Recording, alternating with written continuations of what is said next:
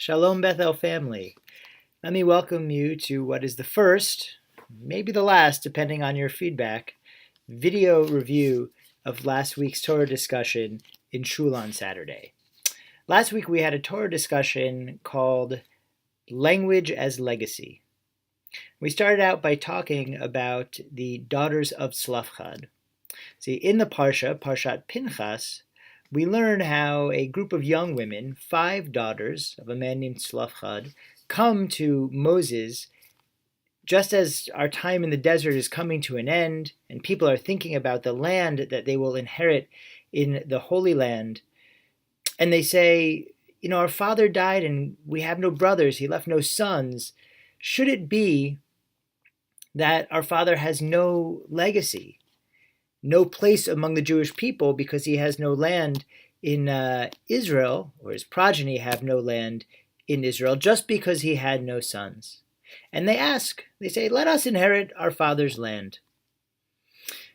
It may not sound like that big a deal to our modern ears, but at the time, this is a radical idea, right? This is a time when women are still thought of as chattel, as possessions of their, or at least protectorates of their father's household and then their husband's household. And here these 5 women come along, not just before Moses, as we read in the text, but before the priest and the chieftains and the whole assembly, it says. And they ask for what is the norm in all of human history up until this point be turned on its head so that their father can have this legacy. Moses isn't sure what to do, so he turns to God, and God says, you know what? They make a good point. Go ahead and give them their father's land. It's a truly remarkable thing. It shows how important in Judaism is the idea of legacy, is the idea of what we leave to the next generation. In the Torah, that was obvious. In the Torah, it was land. And the land, that connection, was so important that they would completely uproot the entire social order of the time to make sure that Israelite man had his legacy carry forward through his daughters. In Judaism, we are nearly obsessed with legacy. The most important generation is always the next generation, which begs the question for us, what is the legacy that we give the next generation as modern Jews, as American Jews in 2016? Clearly, it's not land, especially for those of us who have chosen to live in the United States or anywhere outside of the land of Israel. The legacy is no less important for us, but obviously it's something different. So what is it? So at this point in synagogue on Saturday, we threw out a bunch of different ideas of what this legacy is or could be. People made great suggestions about ethics, morality, the golden rule, identity, traditions, all of which were wonderful answers, are wonderful answers, and all of which are exactly correct. But I then made a point that, all of those things are wonderful, but none of them are uniquely Jewish. Perhaps Judaism put them all together into one big package like has never been done before. But there are other cultures that have the idea to treat your neighbor as yourself or do unto others as you would have done to you. There are other cultures that have understood the importance of identity or traditions and passing them down from generation to generation. None of that is uniquely Jewish. So what is uniquely Jewish? What is that legacy that actually was important all the way back with the daughters of Tzlafchad and especially important to us now living in modern times? Well, I would posit that legacy, that inheritance is in fact language. What has made Judaism special for thousands of years, what has made it different despite the morality and the values that Judaism purports being adopted in many different cultures, granted in many different ways. But what has always set Judaism apart is our language. And I don't just mean Hebrew.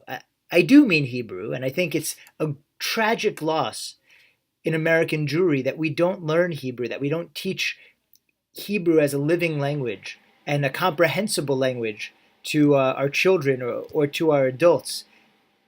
But it's more than just Hebrew. And I want to bring two examples to try from my experiences at Camp Ramah in Palmer over the last couple of weeks to try and express what I mean by language. Right? Not just the words in Hebrew, but the entire symbolic system that ultimately allows us to understand these ideas in a coherent way that is so much more than each individual idea. So the first experience was Tammy's, my wife Tammy's. She also taught, and the question of Hebrew came up. You see, in camp we use a lot of Hebrew. Not a lot of very good Hebrew, quite frankly, but a lot of Hebrew. When we finish tefillah, when we finish prayers, the announcements will be made in Hebrew. Na lasim hasidurim al hasaf salim. Please place your sidurs, your prayer books on the benches. And Tammy was talking to her teenage students about how they felt about this use of Hebrew. Was it something worthwhile, or was it something that got in the way? And they all felt it was something that got in the way. Now, I would say that it actually teaches the kids, the students, something very important about how Hebrew is an active language and how it can be used to communicate real ideas, like what you're going to do next, and not just what is in the prayers. But the kids don't get that. So Tammy took it a step further. She said, okay, if that's the case, then what about the prayers? Should they be in English? And they all said, every one of her students in a couple of different classes, no, that would be weird. That would be weird. There is something special about the Hebrew language and prayer in Hebrew language. And the answer to that barrier within our own prayer lives is not to do away with the Hebrew and adopt English. It will never be the same. It's to work harder to understand the Hebrew ourselves, a challenge I place before all of us. But the linguistic inheritance is more than that. And in order to explore that, I want to turn to another one of the teachers who I worked with, Dr. Josh Kulp, who is a teacher at the conservative yeshiva where I first studied Talmud. In fact, Josh was my first Talmud teacher, and will always hold a special place in my heart because of that. A highlight of my time at Ramah is getting to spend a week or two with Josh.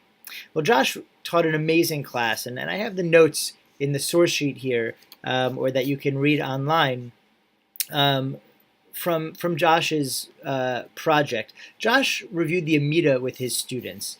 The whole theme of our learning was prayer. It was the fixed prayer, right? The keva, the prayers that are in the siddur, and making them our own, right? The kavanah, the intention, and how we bring those two things together. And I want to share with you a couple of the results that Josh came up with. He taught the prayers to his students the traditional way, and then he brought forth their own interpretations. And I think it's really all an exercise in language. In a sense, Josh and Tammy, they gave their students this inheritance of language. And listen to how powerful it is. So Josh covered the weekday Amidah, and he went through each blessing and had each class rewrite the blessing. So, for example, the blessing for wisdom traditionally says, "You graciously bestow knowledge upon man and teach mortals understanding. Graciously bestow upon us from you wisdom, understanding, and knowledge. Blessed are you, Lord, who graciously bestows knowledge." Now listen to what Josh's students came up with. These are 12-year-olds. "Thank you, God, for planting seeds of knowledge into my brain, so that they may grow into vines as I grow older. Please continue to provide sun and water, so that my vines will continue to grow and expand into other vineyards. Blessed are you, Adonai, who grants us wisdom." 12-year-olds wrote that. It's incredible. That ability to take an important idea, to craft it into language that is symbolic and high-minded. that sets goals for the speaker. That is the inheritance of language. And clearly, these 12-year-olds got it in a way that, quite frankly, I think some of us envy. Here's another example. Josh did the prayer for forgiveness from the weekday Amidah. Right? The original goes, "Pardon us, our Father, for we have sinned. Forgive us, our King, for we have transgressed. For you are a good and forgiving God. Blessed are you, Lord, gracious one who pardons abundantly." Now listen to what a group of 14-year-olds wrote. "Thank you, God, for forgiving me when I have done something wrong and have sinned. I ask you to please allow me to forgive myself when I have made a mistake. Help me to forgive and accept others and be able to start afresh. Blessed are you, Adonai, who is gracious and full of forgiveness." Incredible.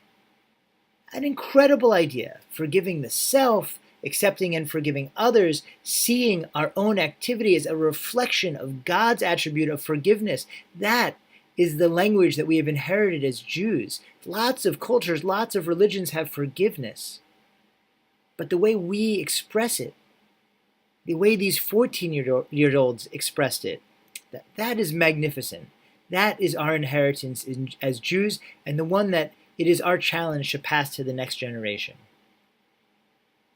There were a couple more examples that we spoke about on Saturday, but I'll summarize by saying there is nothing quite as important for the Jewish people as language, as the symbolism that we use to connect with God and connect with each other. Over the next year here at Bethel, that's going to be our theme in much of our learning. We're going to set aside even one Shabbat a month to tackle another prayer and to try and embrace that language so we can do just like these kids and have the ability to make that language our own and to use it to turn ourselves back to God and come together as a community. Because there's really nothing more important for a synagogue to do. That's what we're all about. Coming together in prayer, coming together in sacred language, taking that language that we have inherited, that symbolic system, and that way of finding meaning in mundane things, and expressing our gratitude for the simple beauty of life, even in hard times. That all comes from the language. I pray that over the next year we all are able to embrace the language of Judaism in that way, and thereby to strengthen our relationship with God, to strengthen our relationship with the Jewish people, to strengthen our relationships with our family and our friends, and even our relationship with ourselves, and to be more aware of the neshama, the part of God that is within us. I wish you a Shabbat Shalom. I hope you'll join us this Saturday morning for another fruitful discussion.